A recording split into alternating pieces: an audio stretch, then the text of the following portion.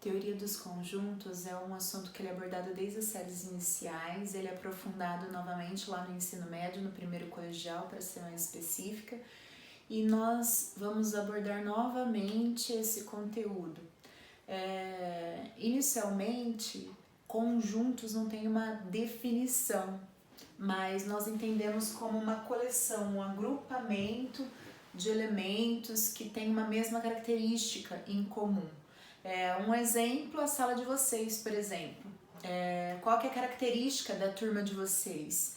Vocês são os alunos do primeiro semestre de Sistemas de Informação do curso da Faculdade São Luís.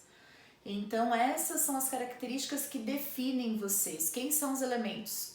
Os alunos, vocês. E aí, todo o conjunto ele é representado por uma letra maiúscula do nosso alfabeto, onde nós temos 3 representações iniciais, tá? A primeira que está sendo apresentada é a propriedade. A propriedade é a lei de formação. Ele é definido como a ideia que dá o conjunto, os elementos que fazem parte do nosso conjunto. Então, sempre na propriedade, ele vai ser representado por uma qualidade, tá? Ou uma equação, mas sempre vai aparecer lá x. O que é x? X é um elemento que faz parte do nosso conjunto. Tal que esse elemento, aí um exemplo, né? É um mês do ano que começa com a letra A.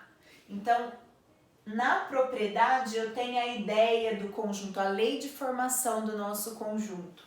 Já a enumeração, que é um segundo tipo de representação do nosso conjunto, nós identificamos realmente quem são esses elementos que fazem parte do meu conjunto, tá? Então, quais são os meses que começam com a letra A? Bom, abril e agosto são os únicos meses que nós temos que começam com a letra A. São sempre representados entre chaves e separados por uma vírgula na enumeração. Então, na enumeração, nós identificamos quem são esses elementos. Na propriedade, nós temos a ideia, a característica dos meus elementos, tá? E o terceiro tipo é o diagrama de Venn. O diagrama de Venn ele é representado por uma circunferência, tá? Onde nós só conseguimos representar os conjuntos que são finitos, que têm fim. E aí, os únicos meses que nós temos que começam com a letra A seria abril e agosto. Lembrando que todo conjunto é representado por uma letra maiúscula. Então, esses são os 3 tipos que nós temos. Propriedade, ideia, enumeração, identificação dos elementos e o diagrama representado por uma linha fechada, uma circunferência. Aí depois nós teremos os tipos de conjunto, nós vamos ver os principais. O conjunto vazio nós temos 2 notações, então é chave sem nenhum elemento ou 0 cortado. Os 2 são representados para identificar um conjunto vazio. O nome já dá uma ideia, não possui nenhum elemento, tá? Aí um exemplo, nós temos lá um número que é primo, par, maior que 5. O único número que é primo e que é par é o número 2. Ele é menor que 5, não maior. Portanto, o conjunto B, como foi definido, ele não possui nenhum elemento, portanto, representado pelo nosso conjunto vazio. Aí depois nós temos o conjunto unitário. O nome também já dá uma ideia, só possui um elemento, ele é unitário. Aí exemplo, C, x, tal que x é um número natural, primo e par. O único número que é primo e que é par é o 2. Então, 2 é o elemento para representar o conjunto que é C, tem que ter lá as chaves. Então, quem que é o elemento que faz parte de C? 2. Aí, o nosso terceiro tipo de conjunto é o conjunto finito. O próprio nome já dá a ideia, tem fim, tá? Então, esse conjunto, nós conseguimos quantificar quantos elementos pertencem a esse conjunto. Onde nós temos a definição sendo N. Quem que é N? É o número de elementos que o conjunto A possui.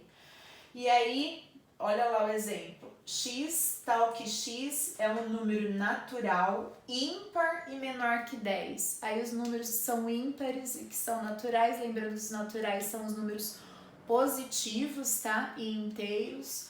nós temos o 1, o 3, o 5, o 7 e o 9. Quantos elementos o conjunto A possui? Ele possui 5 elementos. Então, N de A é a quantidade de elementos que o nosso conjunto A possui. 5 elementos.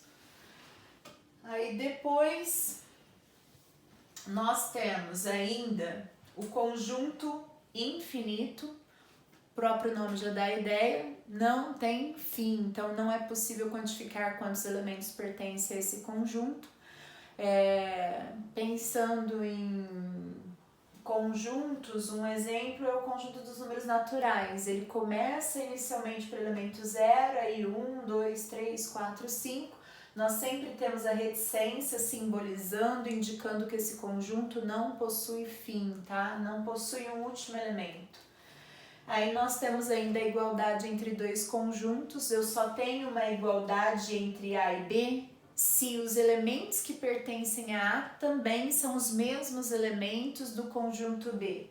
Então, um exemplo, x tal que x são os números naturais menores que 5. E o conjunto B tem os elementos 0, 1, 2, 3 e 4. Ou seja, são os mesmos elementos que são naturais e que são menores que 5, tá? Aí, posteriormente, nós temos a relação de pertinência. O que é a relação de pertinência? Nós utilizamos dois símbolos para indicar uma relação entre elemento e conjunto, onde o símbolo de pertence é o símbolo e negação, no caso, né, não pertence. Nós utilizamos o pertence para indicar que um elemento faz parte do nosso conjunto. E a negação realmente para falar que o elemento não faz parte desse conjunto. Aí eu tenho o conjunto A, tem os elementos 1, 2, 5 e 10. Eu posso mencionar que 1 pertence a A e que 3 não pertence a A. Eu não tenho elemento 3 dentro do conjunto A. Então, a relação de pertinência são os dois símbolos, pertence e não pertence, que relacionam um elemento com um conjunto. E nós temos depois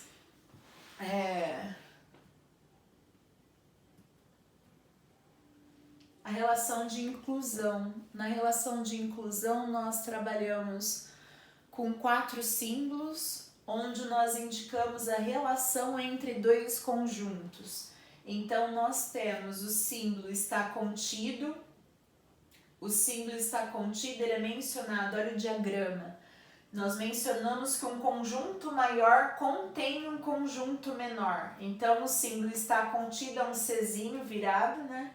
E o contém é o contrário. A indicação é dada, o menor está contido no maior. E o maior contém o conjunto menor. Então, eu posso dizer que A está contido em B, o conjunto A está dentro do conjunto B, ou que o B contém o conjunto A. O maior contém o menor. E nós também temos os símbolos de negação. Aí, olha lá, ó, o conjunto B e o conjunto A. Eu não tenho o conjunto A inserido em B e nem o B inserido em A. Então, eu não posso afirmar que o B está contido em A e nem que A está contido em B. Na verdade, como A tem 4 elementos e B tem 6 elementos, nós mencionamos que A não está contido em B e que B não contém o conjunto A.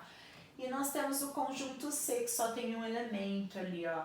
O C nem está contido em A e o C nem está contido em B. Também podemos afirmar que o B não contém o C e o A não contém o conjunto C.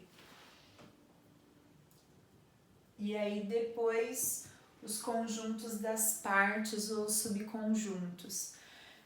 Existe uma fórmula para determinar o número total de subconjuntos, que é dado por 2 elevado a n, onde n é a quantidade de elementos que o nosso conjunto possui.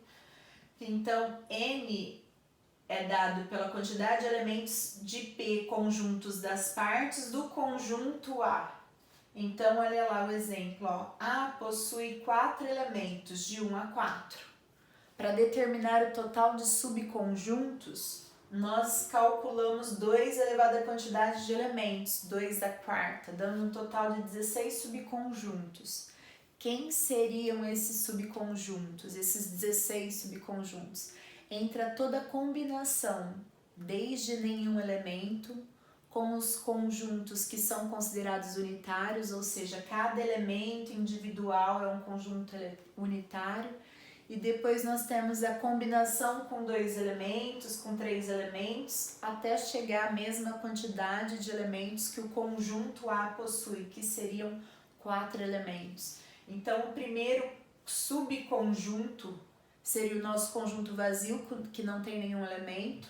Todos os conjuntos unitários, ou seja, 1 é um elemento, entre chaves se torna um conjunto. O 2 sozinho é um elemento, entre chaves se torna um conjunto unitário. O 3, o 4, e depois entra a combinação de 1 e 2, 1 e 3, 1 e 4, depois 2 e 3, 2 e 4, depois 3 e 4, 1, 2 e 3, depois 1, 2 e 4, 2, 3 e 4, 1, 3 e 4. Fizemos todas as combinações com 3 elementos e aí entra com 4 elementos, que vai ser exatamente o próprio conjunto. Com isso, nós vamos observar 2 propriedades que são essenciais. Uma é que todo conjunto vazio é subconjunto de qualquer conjunto e todo conjunto é subconjunto dele próprio, dele mesmo, né, no caso. São as 2 propriedades importantes nessa parte que estão aqui, ó, nas relações de inclusão. Então, todo conjunto é subconjunto, o A de cabeça ao contrário significa qualquer que seja, então, conjunto vazio é subconjunto de qualquer que seja o conjunto A, e todo conjunto é subconjunto dele próprio, dele mesmo. E se A está contido em B e B está contido em A, significa que A e B são conjuntos iguais, tá? Essa é a nossa primeira parte, isso tudo é uma revisão da nossa primeira aula, ok?